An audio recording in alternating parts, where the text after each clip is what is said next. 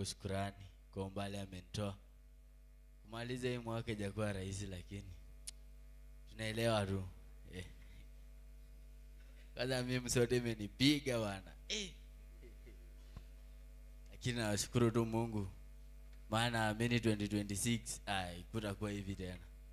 Ndakuwa na mabadiliko. Mtashangaa makisana kuja kanisa kila siku bana. Ameua hii 2025 sana. Lakini 2026 madhi nakuhakikishia takuja Sunday kuanzia mwanzo mpaka mwisho. Makofi kwa Yesu. Sitauago tena. Hii imeisha. Siui tena. Makofi ya kutouma. Niyo tu, namshukuru Mungu anilinde. Amen.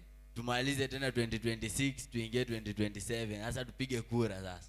Amen. Ni kama unataka kuwa MCA lakini tutaongea mbele. Eh. Wapi makofi ya Maxwell?